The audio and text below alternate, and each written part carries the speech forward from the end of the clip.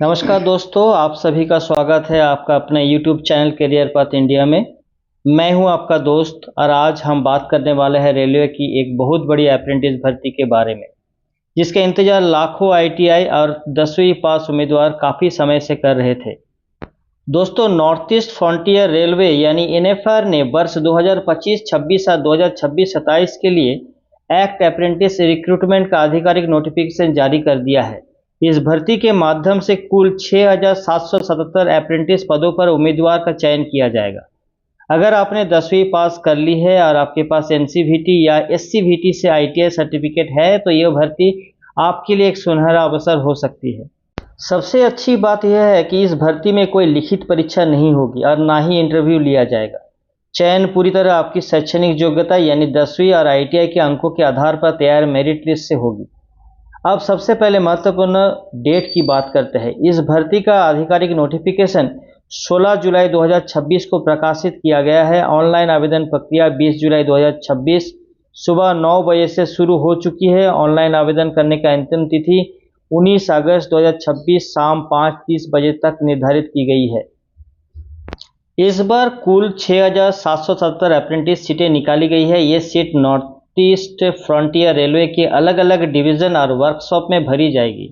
इनमें प्रमुख यूनिट है कटिहार डिवीजन और टिंडहरिया वर्कशॉप 1103 सीटें, अलीपुरद्वार डिवीजन 651 सीटें, रंगिया डिवीजन 750 सीटें, लुमडिंग डिवीजन 1274 सीटें, तिनसुकिया डिवीजन 860 सीटें, न्यू बोंगाईगांव वर्कशॉप 881 सीटें, डिब्रूगढ़ वर्कशॉप 763 सीटें और हेडक्वार्टर मालीगांव 495 सीटें। अब सबसे महत्वपूर्ण बात, एक उम्मीदवार सिर्फ एक ही आवेदन कर सकता है। यदि कोई उम्मीदवार एक से अधिक आवेदन करता है तो उसका उम्मीदवार रद्द हो सकती है। इसलिए आवेदन करने से पहले अपने ITI ट्रेड और जिस यूनिट में जाना चाहते हैं उसे अच्छी तरह सोच समझकर प्राथमिकता अनुसार भरें। यदि आप इस भर्ती के लिए आवेदन करना चाहते हैं तो आपके पास किसी मान्यता प्राप्त बोर्ड से 10वीं पास का प्रमाण पत्र होना चाहिए। सामान्य OBC और EWS वर्ग के उम्मीदवार के लिए 10वीं में कम से कम 50% अंक होना अनिवार्य है। हालांकि रेलवे ने SC, ST और PWBD श्रेणी के उम्मीदवार को इस 50% अंकों की शर्त से छूट दी है। इसके अलावा उम्मीदवार के पास संबंधित ट्रेड में NCVT या SCVT से जारी ITI का नेशनल ट्रेड सर्टिफिकेट या प्रोविजनल सर्टिफिकेट होना जरूरी है। ध्यान रखें कि केवल ITI का कोर्स पूरा करना पर्याप्त नहीं है। आवेदन की अंतिम तिथि तक आपके पास ITI का पास सर्टिफिकेट होना अनिवार्य है।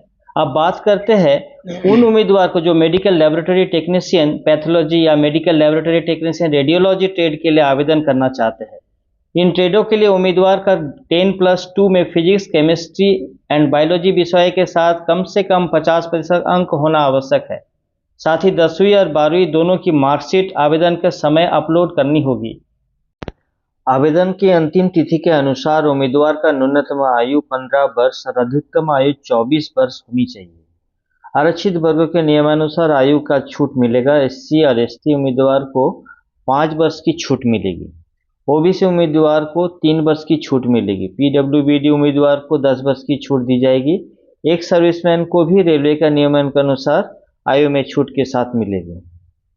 दोस्तों, एक उम्मीदवार सिर्फ एक ही आवेदन कर सकता है। यदि कोई उम्मीदवार एक से अधिक आवेदन करता है तो उसकी उम्मीदवार रद्द की जा सकती है। इसलिए आवेदन करने से पहले अपने ITI ट्रेड और जिस यूनिट में जाना चाहते हैं उसे अच्छी तरह से सोच समझकर प्राथमिकता अनुसार चुनें। दोस्तों, इस भर्ती में कोई लिखित परीक्षा नहीं होगी और ना ही इंटरव्यू लिया जाएगा। रेलवे सभी उम्मीदवारों की 10वीं और ITI के अंकों के औसत निकालकर मेरिट लिस्ट तैयार करेंगे। यानी यदि आपके 10वीं और ITI दोनों में अच्छे अंक है तो आपके चयन का संभावना काफी बढ़ जाती है। यदि दो उम्मीदवार के एक अंक समान होते हैं तो अधिक आयु वाले उम्मीदवार को प्राथमिकता दी जाएगी।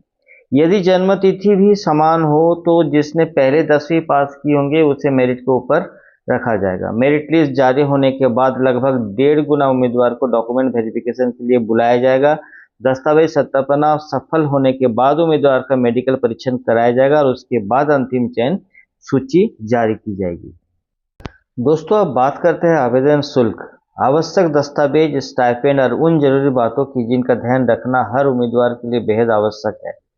सबसे पहले जानते हैं आवेदन शुल्क के बारे में। यदि आप जनरल, ओबीसी या ईडब्ल्यू श्रेणी में आते हैं तो आपको 100 रुपया के आवेदन शुल्क ऑनलाइन जमा करना होगा।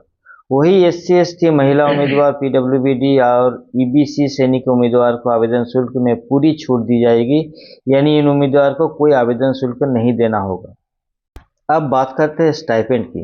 रेलवे के अनुसार चयनित अप्रेंटिस को वर्तमान नियमों के अनुसार कम से कम 9,600 प्रति माह स्टाइपेंड दिया जाएगा। जिन ट्रेडों में दूसरे या तीसरे वर्ष की ट्रेनिंग लागू होती है वहां नियमों के अनुसार स्टाइपेंड में वृद्धि भी किया जाएगी। लेकिन यहाँ एक महत्वपूर्ण बात समझना बहुत जरूरी है। अप्रेंटिस का मतलब रेलवे का स्थायी नौकरी नहीं है, यानी ट्रेनिंग पूरी होने के बाद रेलवे आपको सीधा स्थायी नौकरी देने के लिए बाध्य नहीं है।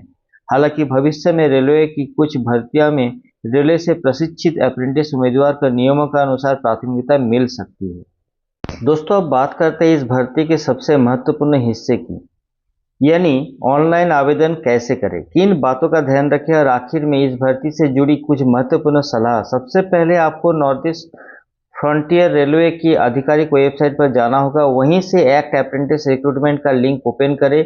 सबसे पहले अपना रजिस्ट्रेशन करें। रजिस्ट्रेशन के दौरान अपना नाम, जन्मतिथि, मोबाइल नंबर, ईमेल आईडी और अन्य व्यक्तिगत जानकारी सही भरे। एक बार रजिस्ट्रेशन पूरा होने के बाद आपको एक रजिस्ट्रेशन नंबर मिलेगी, उसे सुरक्षित रखें क्योंकि आगे की पूरी चयन प्रक्रिया में इसकी आवश्यकता पड़ेगी। इसके बाद आवेदन फॉर्म में अपनी शैक्षणिक जानकारी भरे। 10वीं के अंक, आईटीआई का अंक, संबंधित ट्रेड की पूरी जानकारी सही दर्ज करें। ध्यान रखें कि रेलवे आवेदन में दी गई जानकारी का सत्यापन बाद में मूल दस्तावेजों से करेगा। यदि किसी भी प्रकार का गलत जानकारी पाई जाती है तो आपकी उम्मीदवार तुरंत रद्द की जा सकती है।